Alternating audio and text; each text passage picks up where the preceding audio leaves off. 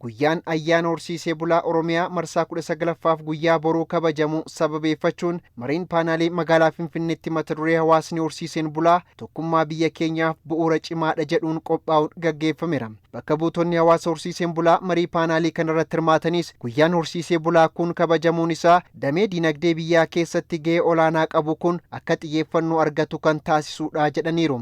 Akka biyyaattis gahee dinagdummaa keessatti taphataa ture horsiisee bulaa kennaaf ilaalchi kennamaa ture baay'ee laafaa ta'uurraa kan ka'e horsiisee bulaanis dhuunfaa isaatiis faayidaa beelladarraa argatu hin arganne.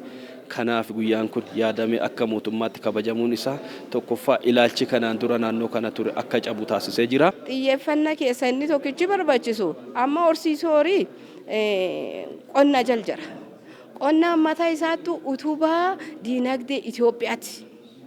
Utubaa dinagdee Itoophiyaa tokko keessaati ammoo horsiisee bulaa eegi jennee akkuma midhaan facaasan lafi qotanii attention argachuu mal suni horsiisee bulaaleen argachuu mal hin arganne chukootii miti ga'aa miti. Horsiisee bulaa jedhanii yaamanii beekuun faayidaa guddaa tokko. Maaliif horsiisee bulaan duran akka nama ga'aanti itti ilaalama akka nama laafaatti ilaalama.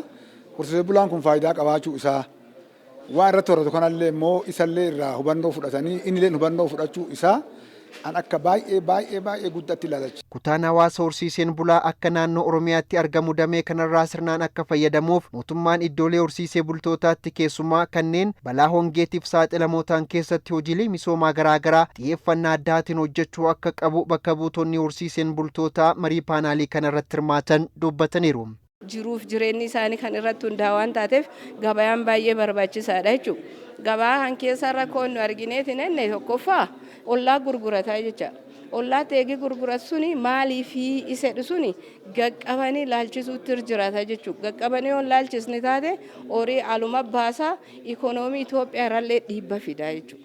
Waan sila Itoophiyaan argachuu malti kaani kabiraatti argataa jechuudha. Akka kabiraa sun argateetiin ikoonomiin keenya dudduuba deebi'aa hin deemnee fi irratti hojjetamuu mala jechuudha. Gabayaan horii is tokkoffaadha jechuudha. Dhimmoonni naannoo horsiisee bulaa keessatti rakkoodha jedhamanii kaa'aman hongeedhaan wal qabatee margaaf bishaan barbaachaa wal qabatee gabaa beelladaatiin wal qabatee kanaaf kan faayidaa guddaa fi carraa walitti hidhaminsa gabaa hin uumaa damee kanaan fooyyessa jedhee yaada guyyaan har'aa kun kabajamuun isaa. Waltajjii marii paanaalii kanarratti kan argaman hoogganaan biiroo misooma jal'isii fi horsiisee bulaa Oromiyaa Injiinar Girmaa Raggaasaan damee horsiisaa keessatti sochiiwwan fayyadamummaa kutaa hawaasa horsiiseen bulaatiif danqaataan kanneen akka daldala loonii seeran alaa daangaa ceessuuf taasifamu hambisuuf mootummaan tarkaanfii adda addaa fudhachaa jira jedhaniiru. Kan keenya horiin akka baay'ina keenya dinagdee isaaniirraa kallattiidhaan fayyadamaan taane biyyis hin fayyadamne horsiisee bulaan keenyas hin fayyadamne. Kana sirreessuuf tokko maarket infraastiraakcharii babal'isuudha kan jedhu akka waliigalaatti qabannee socho'aa jirra. Kanaaf piroojeektoonni adda addaa bocamanii jiru. Giddugala gabaa beelladaa naannoo keenyattis daangaa irratti akka inni babal'atu kallattiin kaa'amee jira.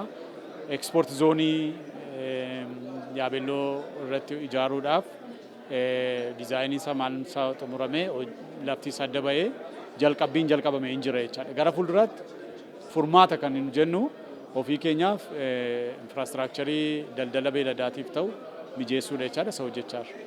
Injiinar Girmaa Raggaasaan jiruu fi jireenya horsiisee bulaa jijjiiruuf mootummaan rakkoo hongeen wal qabatee mudatu furuuf piroojeektiiwwan Finnaa 73 hojjetamaa jiran keessaa 36 naannoo horsiiseen bulaa keessatti hojjetamaa akka jiru eeruun qabeenya dilbii naannoo horsiisee bulaa keessa jiru gara dinagdeetti jijjiiruufis hojjetamaa jiraachuu ibsaniiru.